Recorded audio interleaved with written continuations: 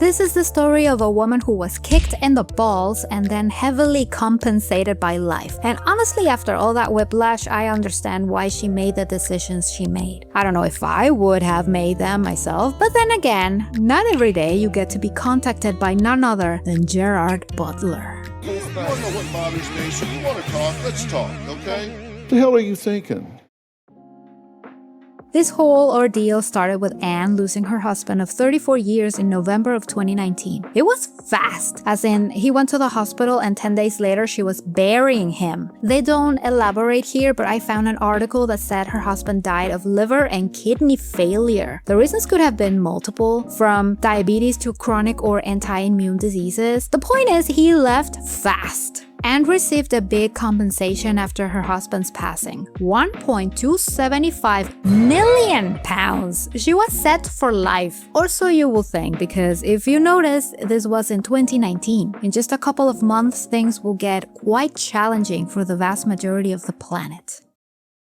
There are fears a rapidly spreading virus has reached Australia. This is a rapidly emerging situation. The first US case has... Anne was still in the clear, monetarily speaking. She just lost her husband in such a quick manner, and now lockdown. No friends or family to be and to mourn with. So she turned to social media for news, inspiration, and comfort. Enter Scumbag number 1. Clinton was an American soldier, a pilot. He was also a widower with a son living in a military school, whom he was in desperate need of seeing. And I said, "Why have you left your son?" And he said that he couldn't cope with the loss of his wife and his daughter. And he was at a point now where he wanted to go back to his son. Clinton needed money for a flight back home to see his son, so he of course asked Anne for help. One thing I omitted until now is Anne's previous job. She was a police constable. She probably worked in cases where scams were involved, and yet she saw no red flags. To be fair to Anne, she was still mourning, and then this poor dad just wants to be reunited with his son. Clinton moved her empathy fibers to the max, so yeah, she tried to help a stranger because she would love to be experiencing something similar herself. This is when yearning backfires. You know what I mean? At the same time, Anne met another person online. Only this wasn't your average Joe. This was Gerard Butler.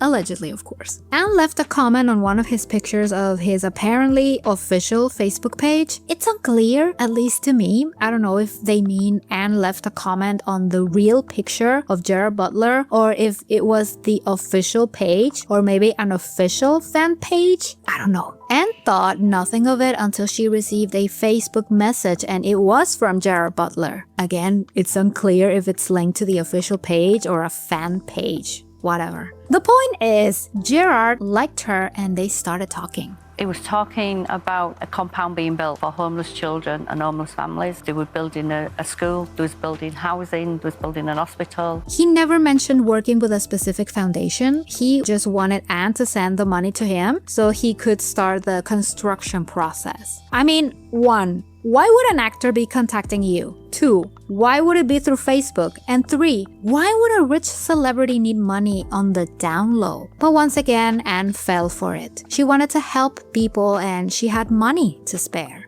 Between Clinton and Gerard, they took £500,000. They talk about what we would think about her decisions, and here are some of the tweets the show received about this. The article mentioned Anne was even contacted by random people to chastise her. That is so sick. Do you really think she doesn't know the gravity of the situation? I think she is her own worst critic by now. Granted, some of the comments were from people dealing with a loss and said it would have never crossed their minds to give money to a stranger on the internet. To me, Anne wanted to make people happy, but she did it kind of compulsively. I don't even think she was even thinking about the people she was helping, but it made her feel good. It was kind of like a coping mechanism.